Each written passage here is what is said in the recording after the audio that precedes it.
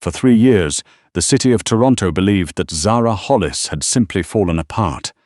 A grief-stricken young woman, they said brilliant once perhaps, but hollowed out by the loss of her parents and whatever quiet fracture had followed. Her uncle, the celebrated Dr. Edmund Hollis, had taken her in out of pure compassion. He had shelved his own life to care for her. The city admired him for it. They were wrong about all of it. The east wing of the Hollis estate in Rosedale had its own entrance, its own staircase, and its own deadbolt, the kind that required a key from the outside and left no handle on the inside.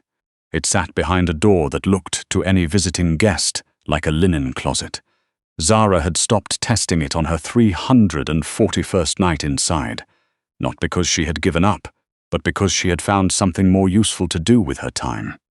She sat cross-legged on the narrow bed, a music composition notebook open across her knees. To anyone who might have glanced through the window, not that anyone ever did, it would have looked like a musician transcribing a score, neat staves, black note heads, the occasional dynamic marking, but there was no melody in those pages.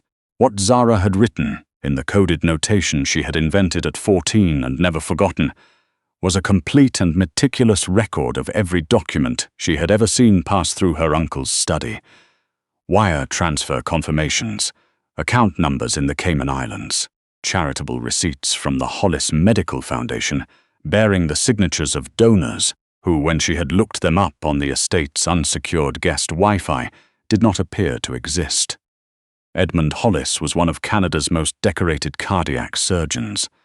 His foundation funded pediatric cardiac wards in 7 provinces. At the University of Toronto Gala circuit, he was practically a secular saint. A widower, a caretaker, a man who had sacrificed his comfortable bachelor life to manage a niece who had, as he told people with a practiced sorrow, never really recovered from losing her parents. He had filed the guardianship papers when she was 22, 4 days after the boating accident, while she was still sedated in a hospital bed. By the time she understood what she had signed, the ink was long dry. Her nursing certification, the one she had spent 4 years earning, had been quietly flagged as pending review by the provincial college, the review filed under Edmund's letterhead and citing concerns about her mental stability. She had no money, no phone registered in her name, and no one who believed a word she said. What Edmund had never understood, what he had fundamentally miscalculated from the very first night he locked that door, was that Zara did not need the outside world to destroy him. She just needed time, and he had given her 3 years of it. The night everything changed, the floorboards above her head were vibrating with footsteps heavier than Edmund's customary measured pace. Zara set down her notebook and tilted her head, listening. She had learned the acoustic language of the house the way a sailor learns the weather. She knew the particular resonance of Edmund's leather-soled Oxfords, the lighter tread of his housekeeper, Mrs. Fournier, the creak of the 3rd step from the top. These footsteps were none of those things. They were slow, deliberate, and entirely unbothered by the grandeur of the house they were moving through. The footsteps of someone who owned every room they walked into, whether or not their name was on the deed. Zara moved to the small vent near the ceiling she had long since learned to use as a crude listening post. She pressed her ear against the metal grill and waited. Edmund's voice floated up, tighter than usual, that particular register he used when he was performing calm. The Foundation's numbers are entirely consistent with the projections we discussed in February, Cillian. The charitable receipt. The Foundation is $22 million light, Edmund. The second voice was quieter. That was what made it more frightening. It didn't need volume. It had the flat, certain weight of a man who had already decided what he was going to do and was simply waiting for the right moment to do it. I'm not here to discuss projections. I'm here because someone is moving money sideways, and the only person with access to those accounts is you. Zara felt the muscles in her shoulders unknot for the first time in months. She closed her eyes and breathed. The monster upstairs had finally found himself a bigger, colder one. His name, she would piece together from fragments over the next 40 minutes of careful listening, was Cillian Draycott. She had seen that name before. It appeared in the Foundation's donor registry under a numbered holding company, and again, in a slightly different form, in the offshore routing records she had copied into her notebook the previous autumn. She had not known what he was, exactly, only that Edmund had been skimming from him. Systematically, arrogantly, with the confidence of a man who believed his own reputation made him untouchable. The amounts were staggering. She had the numbers memorized to the cent. What she heard next made her breath catch. Edmund's voice, dropping to something almost conciliatory, said he needed to use the restroom. A pause, the sound of a chair. Then, different footsteps. Not toward the guest powder room near the front foyer, toward the corridor that ran along the back of the house, toward the east wing. Zara pulled back from the vent. She pressed herself to the far wall, her hand closing around the steel letter opener. She kept tucked inside the mattress seam, 3 inches of sharpened metal, cold and familiar. The deadbolt on her door had no interior handle, but she had spent 6 months working loose the strike plate's lower screw until it sat in the frame at a slightly wrong angle. If someone opened that door from the outside, she would have approximately 2 seconds. She heard the handle test, then the scrape of a key in the lock, but it wasn't Edmund's key, which sat on his belt and made a distinctive double click. This was something else. The sound of tumblers being manipulated, carefully, with the patience of someone who had done it many times before. The door opened. Cillian Draycott stood in the doorway with the dim corridor light behind him and a look on his face that was not entirely readable. Curiosity, she thought, and a very controlled version of surprise. He was taller than she had imagined from his voice. Dark suit, no tie, the collar of his shirt open by 1 button. His eyes adjusted to the low light of her room and moved across it with the systematic efficiency of a man assessing a space for threats. They landed on her. Zara did not move. She held the letter opener loosely at her side, point down, and looked back at him. He said nothing for a long moment. His gaze moved from her face to the room behind her. The stacked composition notebooks covering the entire surface of the small desk, the walls where she had, in the absence of a whiteboard, used medical tape and index cards to build a sprawling map of connection points and account numbers and shell company registries, each node labeled in her music notation cipher. "What is this room?" Cillian said. "The part of the house your host isn't going to offer to show you." Zara's voice had gone slightly rough from disuse, but it held. "My name is Zara Hollis. Edmund is my uncle. He locked me in here 18 months ago and told anyone who asked that I was in residential care in Muskoka." Something moved behind Cillian's eyes. He did not look disbelieving. He looked like a man rapidly recalculating. "You're the niece," he said. "I'm the problem he didn't know how to get rid of." She nodded toward the index card wall. "I've had a lot of time. He's been stealing from you for at least 2 years. 22 million, maybe closer to 24 when you factor in the Geneva account he opened last March under his foundation's Brussels subsidiary. He runs the transfers through charitable receipts from donors who don't exist.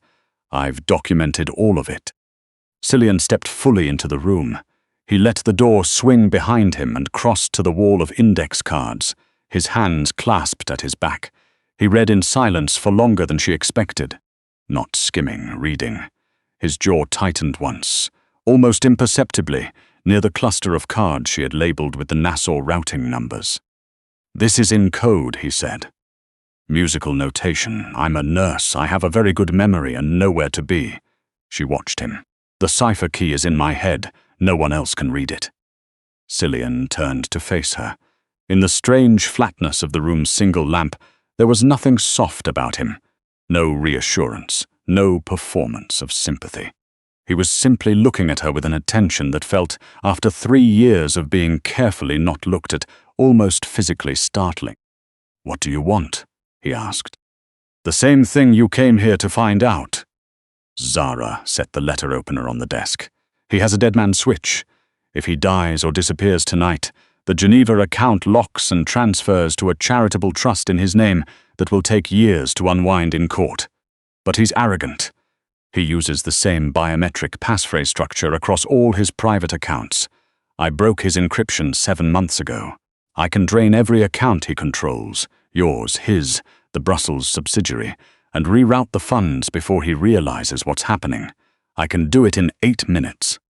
And in exchange, Zara looked at him steadily. You walk me out of this house tonight. You get me in front of a lawyer who isn't in his pocket, and you give me back the 3 years he stole. Cillian Draycott was a man who had built a private empire by trusting numbers and instincts in roughly equal measure. He looked at this woman standing in a locked room with her entire devastating argument organized on index cards and written in a private musical language she had invented as a child, and he understood with complete clarity that she was not asking for his help. She was offering him hers. "Bring your notebook," he said. Edmund Hollis was dabbing his forehead with a monogrammed linen square when they entered the dining room. He was performing concern for his 2 guests, both of them associates of Draycott's, both of them watching the arched doorway with the blank, patient expressions of men paid to watch things, and the performance was not going well. His face had taken on that particular grey-green quality it got when he was frightened, though no one at the table was meant to know he was frightened. He saw Cillian first and exhaled. Then he saw what was standing behind Cillian, and the colour left his face entirely. Zara stepped into the light of the dining room chandelier. She was wearing the same grey sweater she had worn for the past 4 days, and her hair was pulled back with a pen she had found in a cracked mug on the desk. She looked at Edmund the way a physician looks at an X-ray that confirms exactly what they suspected. Edmund's crystal water glass tipped and shattered on the hardwood. He stood, his chair shrieking back against the floor. She's not supposed to. He stopped, tried again. She's not well. Cillian, this woman is mentally. Sit down, Edmund, Cillian said. He moved to the far end of the table and stood there, hands in his pockets, watching. Zara opened her notebook on the polished mahogany. She did not look at the other men in the room. She kept her eyes on her uncle's face. Account ending in 7734, she said. Current balance, 14,800,000. Stolen from Draycott Holdings over 19 months through false charitable receipts from 6 fictitious donors, each with registered addresses in postal codes that belonged to vacant lots in Brampton. She turned a page. Account ending in 021, Geneva. Opened under the name of the Hollis Foundation's Brussels charitable arm last March. Current balance 9,400,000. His personal emergency fund. He planned to fly to Zurich on Friday morning. I found the booking confirmation in his email 3 weeks ago. Edmund lunged for her across the corner of the table. He did not get far. One of Cillian's associates stood up fast enough that the movement barely registered before Edmund found himself held very firmly by the shoulders, breathing hard, staring at his niece across 4 feet of mahogany. Zara, his voice had collapsed into something she had never heard from him before, pleading. You don't understand what you're doing. You don't understand who these people. I understand exactly who these people are, Edmund. She set her pen on the table. I've been reading your correspondence for 2 years. She opened the notebook's back cover, where she had taped a handwritten key to her notation cipher, the one she had prepared 3 months ago, against the possibility of a night exactly like this one. She set it beside the notebook so Cillian could see both. Then she pulled out the small tablet she had lifted from Edmund's unlocked office during his 1 weekly absence. Tuesday evenings, his squash game at the Granite Club, and opened the secure banking terminal she had accessed through his biometric passphrase the previous autumn. Her fingers moved across the screen with the particular calm of someone performing a clinical procedure. She had rehearsed this. She knew every step. Transferring 14,800,000 back to the Draycott primary accounts. She hit confirm. The screen populated with routing confirmation, and now the Geneva account. She entered the second sequence. Routed to a wallet that only I have the recovery phrase for. Call it back payment. Call it interest, call it the cost of 3 years. Edmund made a sound that was not quite a word. The dining room was very quiet for several seconds. Even Cillian's associates, who had the professionally impassive faces of men who had seen a great deal, were looking at Zara with something that was not quite expressible as a single emotion. Cillian crossed the room slowly. He stopped beside her and looked at the confirmation screens. Then he looked at Edmund, at the ruined composure, the wet eyes, the trembling hands of a man who had spent 20 years building a reputation that was dissolving in real time across a mahogany dining table in his own home. "I'm not going to touch you, Edmund," Cillian said. "I want you to understand that clearly, and I want you to understand why. Because what's going to happen to you without my involvement is going to be substantially worse than anything I would think to do." He straightened his cuffs. "There is an anonymous filing going to the CRA and the Ontario College of Physicians tonight. Guardianship fraud, financial crime, falsification of medical records. You are a disgraced man in a house full of evidence, and the kind of lawyers who handle that sort of case have a very long waiting list." He glanced at the two associates. "We're leaving." Zara picked up her notebook. She held it against her chest, the way she had held things as a child. Close, certain, already looking toward the door. Edmund said her name once more, from behind her, in a voice she did not recognize and did not turn around for. The front hallway of the Hollis estate was all black and white marble, and an antique mirror that had watched her arrive, small and stunned and half-medicated, 3 years ago. She passed it without stopping. Cillian held the front door open. The April night came in cold and smelling of wet earth and the particular clean freshness of Toronto after rain. A smell she had not taken in from the outside in so long that it felt, for just a moment, like the first breath after being underwater. She stopped on the front step and inhaled it. Let it settle. One of the black SUVs in the circular drive had its door already open. Cillian stood beside it, watching her with that same careful, unreadable attention he had given her in the East Wing. Not impatience, not pity. Something closer to assessment, though she thought there might be something else underneath it that neither of them had words for yet. "Where are we going?" she asked. "Tonight, my lawyer's office." He said it straightforwardly, without ceremony. "After that, wherever you decide." He paused.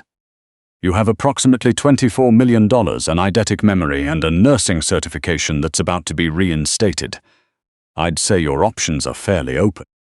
Zara looked back once at the lit windows of the East Wing, the room that had been her entire world for 3 years. Then she looked forward.